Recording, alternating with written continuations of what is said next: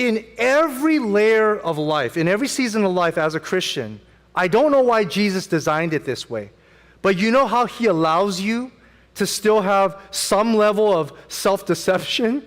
Like thinking that you can do things for God until you realize you need his power and you need to surrender. So it's like when you're 16 and you become a Christian, then he pulls back some deception. He's like, okay, life's not about you.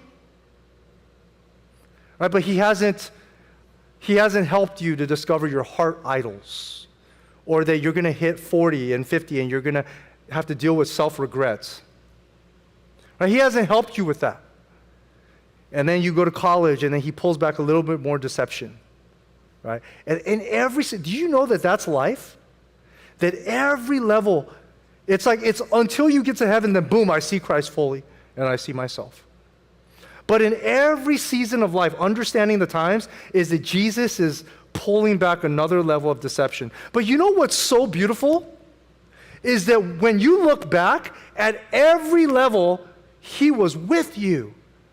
I mean, you understand that the older you get and you're a Christian, and the longer you've been a Christian, a lot of things are unclear. You're like, I don't know why I was thinking that back then. What was I thinking? You're like, why couldn't I see now what I wanted to see then? Why couldn't I see it then, what I see now? But then the only thing that I see is that, man, Jesus, at 16, you were with me. Man, before I even came to you, you were with me. Man, at 21, I made tons of mistakes, but you were with me. The only thing that wasn't deceptive was that Jesus was with me. And then at 23, he was with me.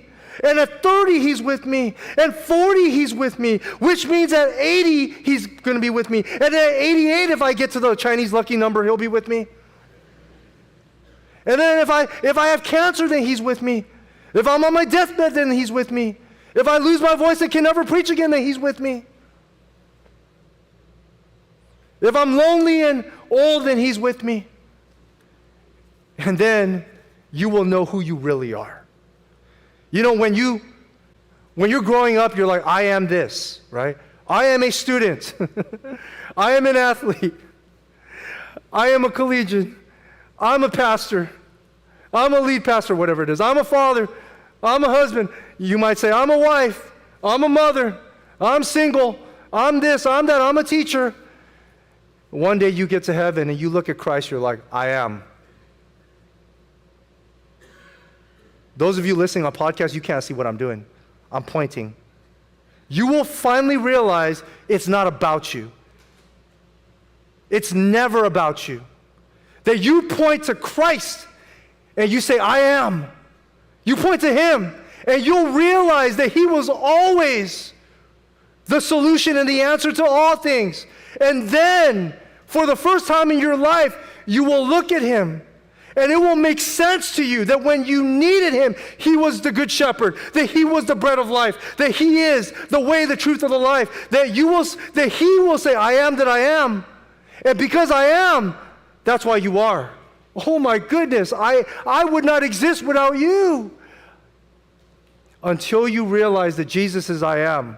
I know that's not what this text is saying, okay? This application. Then you will know who you are. But until then, you will keep wrestling for who you are. And the more I am, you're just going to get discouraged. And then you're going to realize, okay, that was another layer of deception. Until you realize, man, Christ in me is to live, and to die is gain.